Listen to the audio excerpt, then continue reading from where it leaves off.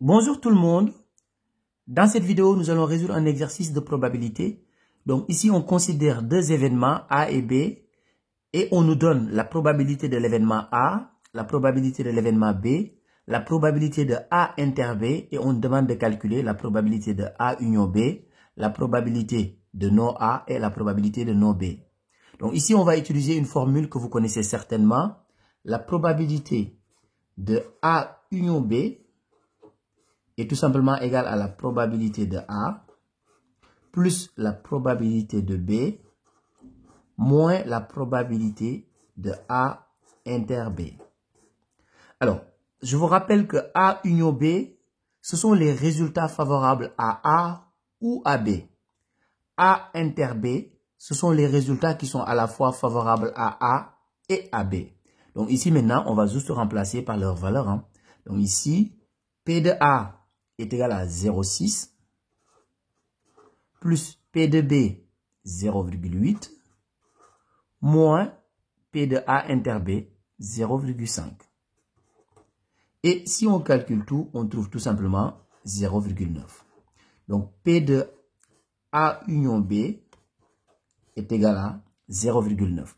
Maintenant, on va passer à P de non A. Donc P de non A, qu'on note aussi P de A bar, c'est-à-dire l'événement contraire de A. Donc, on peut noter P de non A ou P de A bar. Donc ici, comme A bar est l'événement contraire de A, ça veut dire tout simplement que P de A plus P de A bar est égal à 1.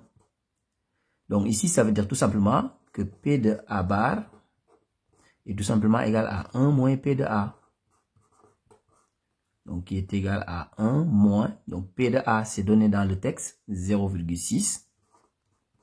Donc 1 moins 0,6 est égal à 0,4. Ça veut dire que P de non A, qui est égal à P de A bar, c'est la même chose, c'est égal à 0,4. Donc ici, maintenant, je vais calculer ici sur le côté P de non B. Donc ici, donc P de non B, qui est aussi égal à P de B bar. Donc c'est la même chose. Donc ici, on va utiliser exactement la même formule. Donc P de B plus P de B bar est tout simplement égal à 1. Donc ce qui veut dire que P de B bar est égal à 1 moins P de B,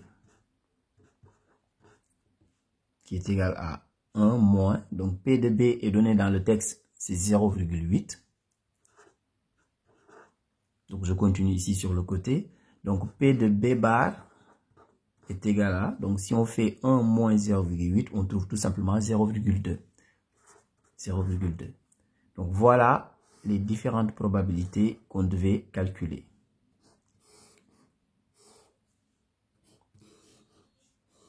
Au revoir.